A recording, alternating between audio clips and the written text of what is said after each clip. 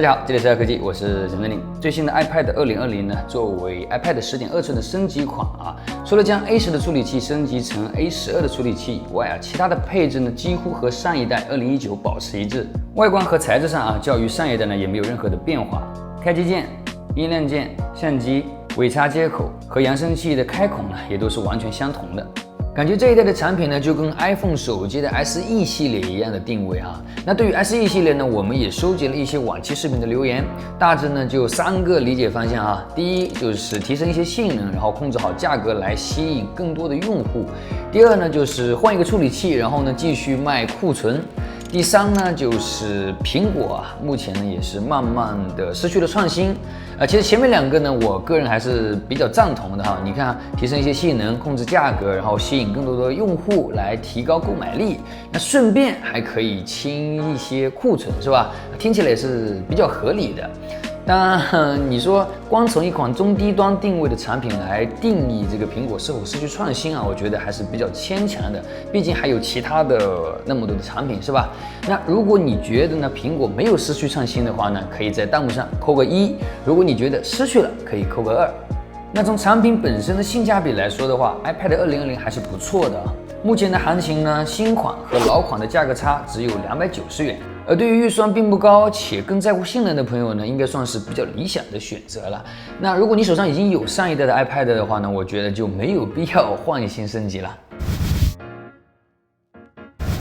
关机后，将机器放置加热台，60度加热3分钟后，前后吸盘稍微用点力即可将外屏与后壳分离。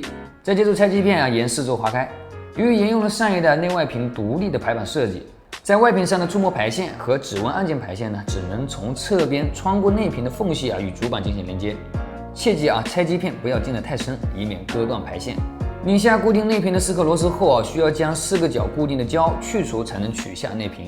为了防止在跌落时螺丝松动造成内屏移位呢，多加一层有韧性的胶，能够更好的提升稳定性。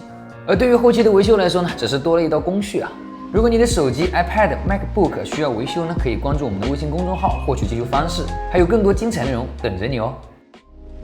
从顶部掀起内屏，拧下固定电池的螺丝后插入拆机片，将电池与主板分离断电。接着拧下底部盖板的3颗螺丝后，取出盖板，断开显示排线、2条触摸排线和底部的指纹按键连接排线，先后取下内外屏。8827毫安的电池占据了内部70%-80%的空间。细长的主板呢，位于机身的最右侧，侧键、顶部的后置、前摄像头和3.5耳机接口，包括底部的尾插接口，都是通过排线与主板连接的。而尾插与其他的排线不同的是，直接通过焊接的方式与主板相连。单独更换的话呢，相对会比较麻烦一些。顶部和底部呢都有不同程度的留白。而且顶部区域呢还有2块大面积的镂空，这完全可以放入2个扬声器稍微增加一点点成本，做个4立体扬声器那么带来的用户体验呢，绝对是质的飞跃。那毕竟 iPad Pro 呢都用上4扬声器好久了，倘若每次更新的时候呢都能在产品体验上多进步一点点那么用户呢也不至于吐槽的那么厉害。其实刚才说的这个位置的镂空每一代 iPad 都有的。因为 iPad 的外屏呢，只是通过胶与中框贴合，并没有卡扣。由于边框的2边呢都比较窄，固定的效果呢也并不理想，所以主要还是靠顶部和底部的延伸面积来承载和固定。底部正好塞入了2个扬声器，顶部虽然不放扬声器但不做镂空的话呢，这2块面积呢就会增加机身的整体重量。这个看似要加入2个扬声器的设计呢，也就顺理成章的形成了。既然已经预留了位置那如果有时间的话呢，可以在上面打一些孔，然后呢加入2个扬声器来感受一下 DIY 的乐趣。先看主板屏蔽罩呢，最大且最明显的就是 A12 处理器了。把 iPad 2020与上一代放在一起，除了主板上的处理器有明显的区别外，其他的零部件呢都是一模一样的。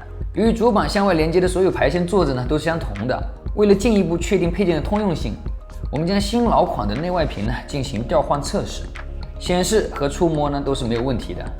再将前后置摄像头呢进行调换测试，也都是可以通用的。通过测试也证实了新款的 iPad 真的只是在处理器上做了升级，而其他的配件呢都继续沿用上一代的，所以将 iPad 的处理器呢从 A10直接跳至 A12的做法呢也非常好理解了。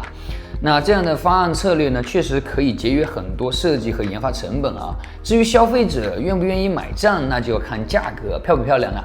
好了，本期拆解视频呢就先到这里，让我们一起等待 iPhone 12的到来。喜欢我们的小伙伴呢，可以点个关注。See you again。